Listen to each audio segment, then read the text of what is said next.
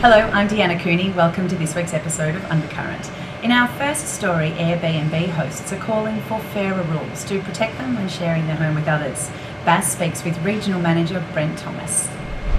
The Airbnb community, especially in WA, is concerned about an Australian Hotels Association lobby to the government that seems to be quite biased and has a certain one-sided agenda, which no one really knows how it's going to serve the local community of businesses, homeowners, and even the tourism industry. I speak to Brett Thomas, who's here for an Airbnb host meetup, and find out what his thoughts are.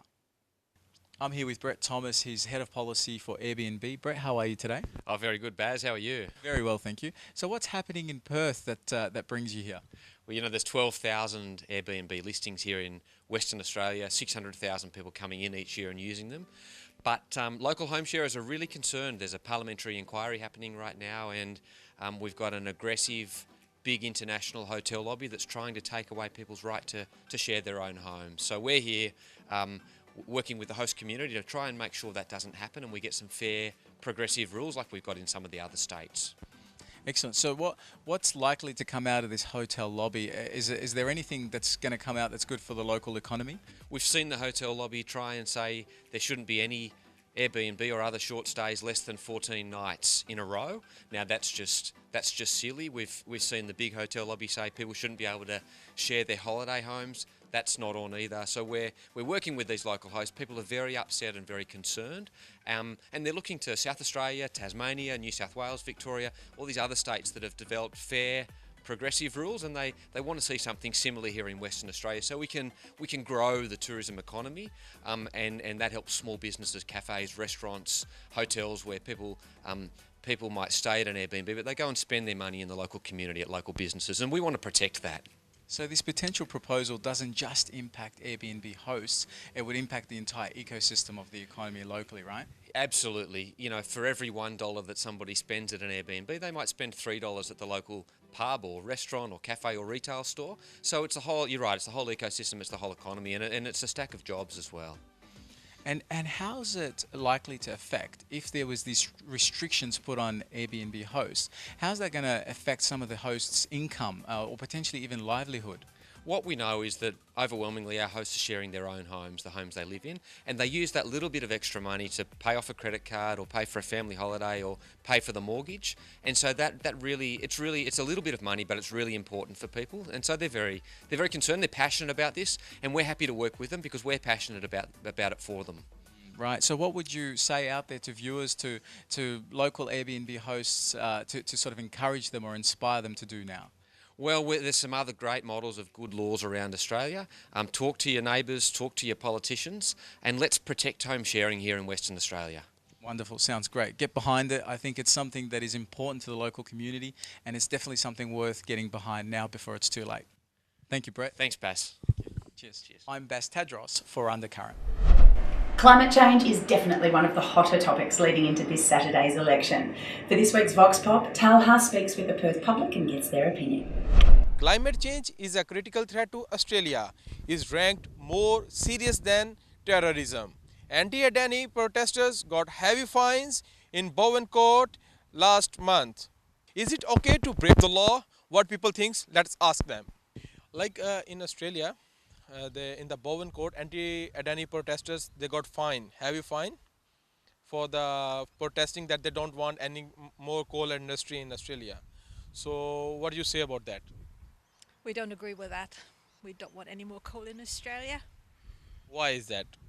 Coal is not good for the climate. But it is good for economy of Australia. No, it's not.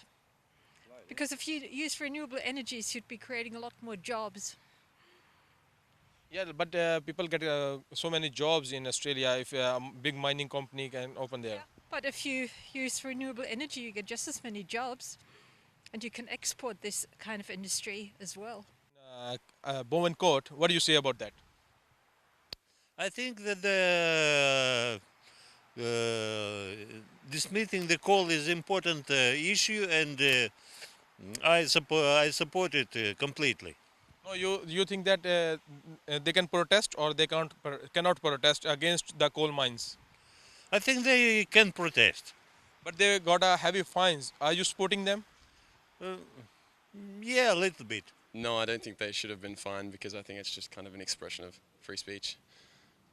Like in this same case happens in UK and US, but they haven't given any fine to them. Right. They are free to do protest whatever they want to do. Yeah, I agree with that. I think that's the right way to go about it. The government shouldn't really interfere with the expression of free speech unless it gets like, violent or it's interrupting the, coal What do you think? There are more coal industries should be fined here in Australia or not?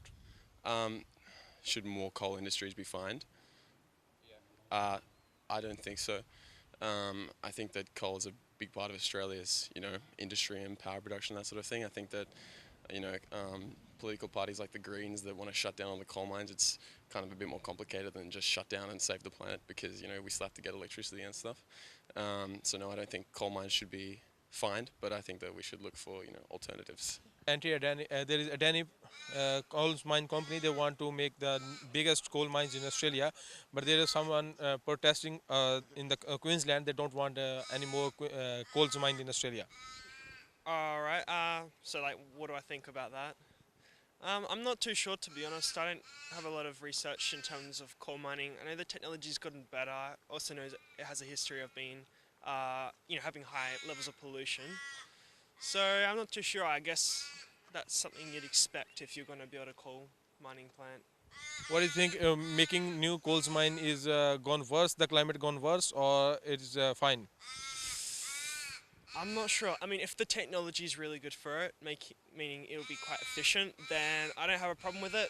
But if the technology is not advanced enough that it's going to be like traditional coal mines, then I would have a problem with it. Orally, people says it is legal to protest in Australia. It's me, Talha Javed, Undercurrent, WTV, Perth. Australia and Cuba have enjoyed strong diplomatic ties for 30 years now. En route to Canberra, Ambassador Rodriguez stopped in Perth to meet with fellow compatriots and supporters of Cuba. Tony ATC was there.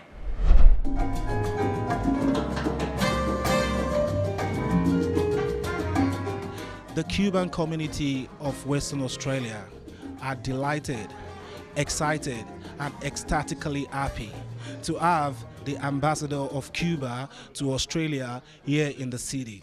Today is going to be talking to us about the bilateral relationship between Cuba and Australia.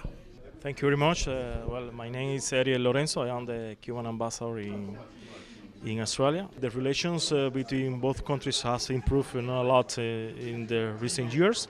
So we have a comprehensive relation with the political, economical, also from the investment point of view. It's our goal in order to continue enhancing this cooperation in benefit of both people. For the Cubans, living here in Perth and all over Australia, well, the doors of our embassies are always open for you, so you can count with our support in anything that you need. That's also we are eager to continue, enhancing, reinforcing, the relations between with the Cuban community all over Australia. I'm one of the organising committee for Politics in a Pub. The evening here was organised informally. We asked the new ambassador to come along, he's newly appointed, to meet those people in the community who have been to Cuba, who have supported Cuba. In the past, we've supported the community through the arts. We've organised exhibitions, and most recently, an exhibition of photographs by the esteemed Cuban photographer Roberto Chile. Well, to hear the ambassador, to hear what's the latest things that are happening in Cuba.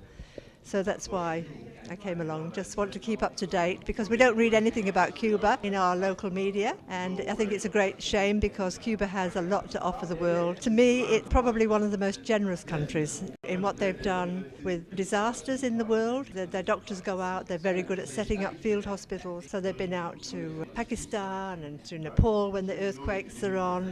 Wherever there's a disaster, the Cuban doctors are the first there, and you never hear about it, and I think it's so sad. Yeah, they're a talented, creative and generous people. Hola, me llamo Rhonda, and I have been the national coordinator of the Southern Cross Brigades to Cuba for the last 9 years. And every year we have trips that go to Cuba for 3 weeks. The 3-week program is very extensive. You get opportunity to mix with the Cuban workers, to work out on a farm, do sort of token work there. You also get access to world-class Cuban dancing in the form of the Cuban ballet, and likewise you get salsa lessons of an evening if you're that way inclined. The Cuban people have a very democratic society where they vote for their government, and it's from the grassroots up, and people are involved in the process every step of the way. In the case of the bilateral relations, so this year we are celebrating the 30th anniversary of the establishment of diplomatic relations between both countries. I think this is a significant date that we are planning to celebrate for doing some activities. I hope you can join us in some of them. Thank you very much. It's Tony ETC for Undercurrent. Don't go too far away. We're having a short break, but we'll be back with more Perth stories here on Undercurrent.